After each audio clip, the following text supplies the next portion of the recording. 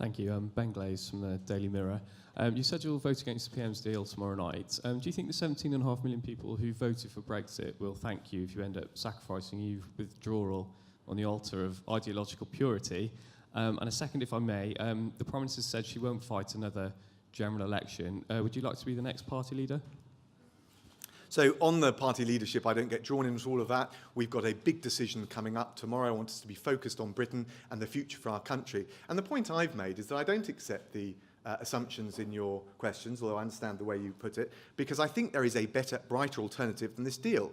And I think if people want that better, brighter deal, and for the voters that came out in response and gave us and delivered the biggest democratic mandate we've ever seen in this country, at least in modern history, for change, to deliver Brexit, I think we've got to vote down that deal. And there is an alternative, not just approach to the negotiations, but an alternative, bright, optimistic and positive vision for post-Brexit Britain. And that's what I've hoped to set out for you all today.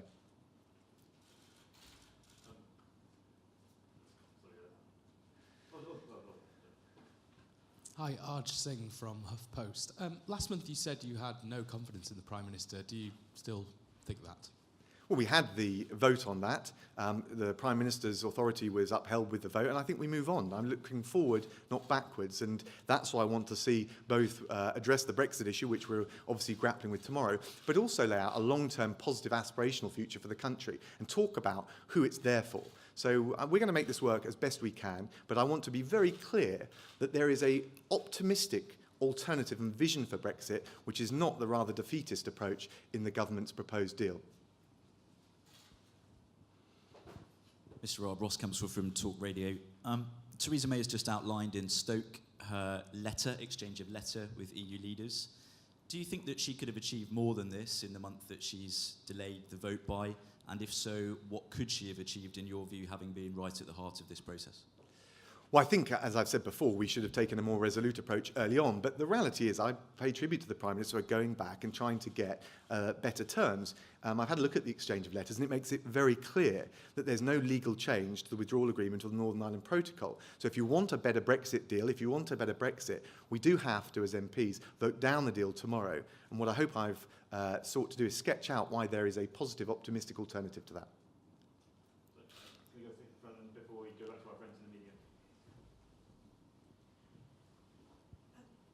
Hi, I'm Sophie Jarvis from the Adam Smith Institute. Your free market competitive utopia sounds wonderful and also fair, but do you think it's reasonable that some people are concerned that it could, all this sort of Tory infighting, and if we don't actually Brexit at all, that could lead to a Corbyn government, which is obviously not what you want? Yes, I think there's risks on all sides in whatever we do, and that's why I said at the start of my speech, I think we need to gauge very carefully the risks in every different possible route. But we also need to think about the opportunities and balance the short term with the long term. And I think that the biggest risk for us will be to locked in to this deal that's being proposed with the democratic cliff edge that it presents. And I think if people want a better deal, then they need to vote against it tomorrow. And the biggest risk of a Jeremy Corbyn government, I think, will be succumbing to this deal, because in the lead up to the next election we would be trapped in a bad regime without the economic competitiveness, which is one of the opportunities of Brexit, without the ability to do free trade deals, and without control over vast swathes of our laws. And I think that is the biggest risk of a Jeremy Corbyn government. So if we go Peter Ray and then come back to our friends in the press. My name's Peter Baker, non-press, non-media, Conservative Party donor and supporter, and a Leave supporter. I'm very concerned to understand how it is that the EU can argue that it is not possible to reopen a legally binding agreement with, as far as the withdrawal agreement is concerned, and refuse point blank to change anything in that 588 word part of the agreement, when in fact there is no such thing as a legally binding agreement at the moment. There can't be, because the Commons vote hasn't taken place yet. So it is fiction, and it is a deceitful lie on the part of the EU. Why is it that our government accepts that? We should say that is eyewash. Well, I'm not going to start slinging names or insults at the EU or anyone else in this debate. I've always tried to be very careful about the way I express myself, but I do think you're right that the fundamental way we get change in the withdrawal agreement, a negotiated change, and the only way is to vote down the current, I think, bad terms tomorrow, and then the government will have an opportunity to go back to the EU, and of course, they'll have to then consider what they want then.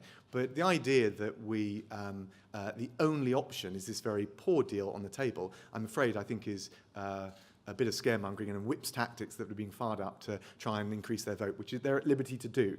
But the reality is, and we've seen it from the exchange of letters, there's not going to be any change to the withdrawal agreement this side of the vote. So the surest way of improving the deal will be to vote down the terms tomorrow. Hi, I'm Ray. I'm 36, and I've never had a reason to vote for any of the main political parties. I never thought they spoke to me. But what you've just elaborated on speaks very clearly to an entrepreneur who sees small business being the engine of growth, but all we hear in the press and from politicians is let's support big business. We saw Jaguar Land Rover cut 4,000 jobs. Those were inevitable in an age of automation. It'd be great to hear more about your policies, especially around immigration. If Britain is to be great, it needs to open its arms to the most talented people in the world rather than letting them go to the US and run those companies. Well, look, thanks for your kind words, and I certainly agree with you. I mean, look, I'm not about bashing big business. I just want some balance in the debate and people to understand the value of SMEs. It's not some quaint romanticism. It's the raw economic value added. You're right, we need to speak up for SMEs, and as constituency MPs, actually, I think a lot of us do this. Small Business Saturday, engaging with our high streets and our parades, and also I've got quite a few tech entrepreneurs in my constituency. I think on your immigration question, I certainly agree with you that I want Britain to be an open, outward-looking country. My father was a Czech refugee, so I feel European. My wife is from Brazil, so I have, I hope, some global horizons too. And I think that's the way we need to approach it. The question is getting the right balance. So we've got an immigration policy that allows us to plug genuine holes in the labour market without just giving employers an ability to keep wages low. And secondly, on the other hand, making sure some of the undoubted pressures and strains and costs of uncontrolled immigration can be managed better. And I think that we can work with some of the proposals that Sajid Javid put out to make sure there's proper control over immigration, whilst also making sure entrepreneurs like you have got the talent you need. Vicky Young, BBC News. The Prime Minister said this morning that a no-deal scenario would cause significant disruption in the short term. Having been in government until relatively recently, do you genuinely think the UK is ready for that no-deal scenario, or do you think that Article 50 would have to be extended? Oh no, I think we shouldn't extend Article 50. Of course, that would just create more uncertainty for businesses, and I don't think it would solve any of the problems. I agree with the Prime Minister, there are some short-term risks of no deal. I said that before. Equally, I think if you look at what the Deputy Mayor in Calais has been saying about avoiding friction at the border so that the customs throughput can keep flowing is quite important reassurance. I think what Matt Hancock said about making sure that medicines can continue to be supplied for those that need them is important. And so I guess I agree with Roberto Azevedo, the Brazilian head of the WTO, who said it wouldn't be a walk in the park, but it wouldn't be the end of the world either.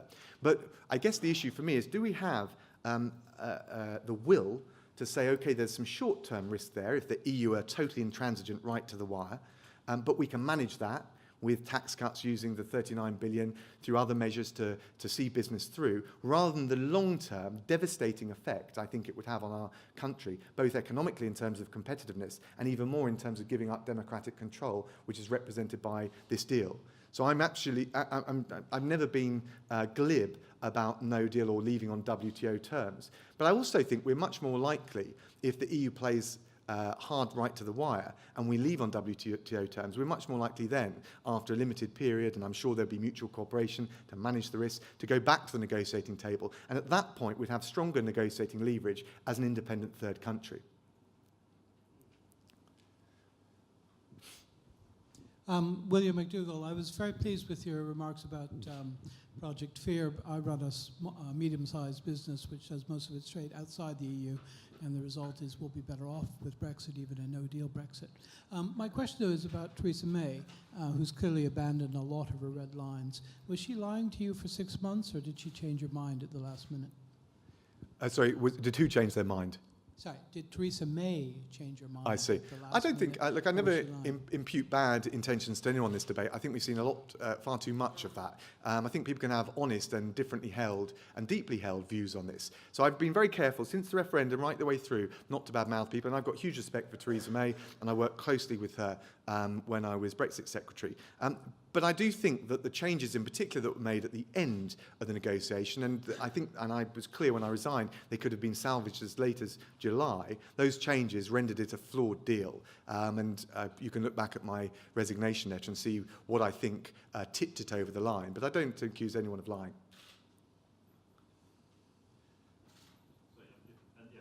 The gentleman there and then the guardian. Roger Kendrick.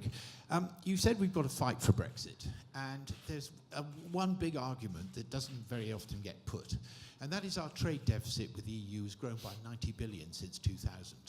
And that's taken about 90 billion of manufacturing output from the UK, and probably cost this country 1 million jobs.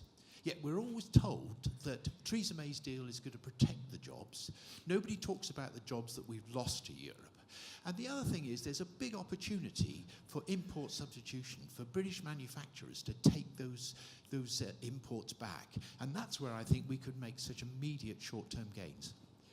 I certainly think you're right about the long-term opportunity cost. It almost never gets factored into political debate. The way I look at the EU market is it's very important. We want to keep trading, but of course, whatever way we leave the EU, of course we're going to continue trading with the EU. Some of its biggest trading partners are all countries that don't have free trade agreements bilaterally with the EU. So of course we're going to continue to trade. But the question is, over the long term, where will the growth markets of the future come? And yes, okay, of course, people have talked about the US deal. What I'm particularly interested in is from Latin America to Asia, those growth markets with their growing middle classes and what they come in terms of opportunities for UK business. So I mean, I agree with you. That's the crucial thing here. I think when people talk about the European market, it's important, but of course we'll continue to trade with them. It's about those opportunities of the future and making sure that our country and our SMEs are in the best place, best position to grasp them. Well, so that's already happening. I mean, you look at, you talk a lot about the automotive car sector. McLaren have already said that, okay, if there's a supply chain issue for them, they'll bring some of that back home, which means more jobs and, I guess, more security for them. Now, not all of the car sector will be able to do that, so the just-in-time manufacturing is important, but let's have some perspective. So there is things that firms are already doing, but of course, those that are preparing assiduously don't get the media airtime that some of those others that may be particularly nervous and are making their point in public about. So the question here is having a balanced debate and a balanced appraisal of the risks and the rewards, short-term and long-term. And that's why, wholeheartedly, I'm confident this is a bad deal on the table that we've been presented with tomorrow, and there are better alternatives, brighter alternatives for the country. Thank you. John May, businessman and supporter of entrepreneurs like the ones we've heard from. When Theresa May's expensive bad deal is rejected, how do we then ensure we get a WTO Brexit on March the 29th, rather than a further descent into the anarchy we've seen in the place just across the road, and the risk that that will lead to an appalling outcome for a dispirited, disunited, humiliated UK, which will be tempted to fall into anarchy itself? I'm not sure. I have to say the predictions of anarchy is something I quite go along with, but I appreciate it's been rambunctious times in Parliament in Westminster. The reality is that the EU Withdrawal Act already sets a clear legal pathway to leave at the end of March, whether we've got a deal or not. There would need to be, as the former President of the Supreme Court, Lord Newburgh, has confirmed over the weekend, there would need to be primary legislation to alter that. So the default position is that we would, if we can't get a deal with our EU partners, and that must be our top priority, the default position is that we would leave on WTO terms, even if only transitionally. Of course, there are all sorts of people coming up with creative and innovative ideas about Parliament taking back control, but none of them can or do alter that basic reality that you would need legislation. And I think if you look very carefully at some of the ideas being suggested by my old friend Dominic Raab and others, I think actually they don't work in practice unless the government changes its mind. Unless the Prime Minister and the government change its mind, then we will leave on the 29th of March next year. As you can see from my speech, I'm a stubborn optimist. Hi, my question is in similar terrain, but in essence I want to know realistically what you want to see happen on Wednesday, what do you think is achievable, and in particular two things. You know, some of your political colleagues will want to push for a sort of a Norway-style model, so perhaps you give a view on that. And can you see an argument for a second referendum or indeed a general election to solve the supposed impasse? So I think we need to get on with leaving the EU. I don't think Norway and the option helps. It would give up control over and above this deal over immigration straight away. And I think it would be very difficult and complex to deliver in terms of the negotiation and legislation within a limited time frame. It's not clear to me that the EA countries want this, because they've got a model and it's bespoke for them and it doesn't work for an economy of the scale of ours. So actually I think what we should do, and I'm going to speak in the debate tomorrow, but I think if the deal is voted down, and let's deal with the debate tomorrow first, I think we should go back with our best final offer. We should always continue to extend the arm of friendship to our European partners. I've always said that whether it's this side of departure or not, we want a deal, we want to keep a close relationship with our EU friends. But I don't think that through intransigence or bullying we should somehow be forced to sign up to a bad deal. So I think the government will have to deal with the vote on Tuesday, and we'll see how things lie on Wednesday. But ultimately, the government has made clear, and it is clear in law, that we will leave the EU on the 29th of March of 2019. And so it will take either a change of heart in government or legislation, which would also require change of direction in government to change that. So I think what we ought to try and do is recognise that we can keep going back to the EU, but we shouldn't let their intransigent frustrate Brexit. For those that have argued against Brexit, one of the big arguments that has been is that it would cause uncertainty. I can't think of anything that would cause more uncertainty now than a second referendum. It's not clear to me how it would solve anything. It would, I think the Prime Minister's right, would take us right back to the start of the process. And I don't think this is the right time for a general election. I think we should be concentrated on delivering Brexit.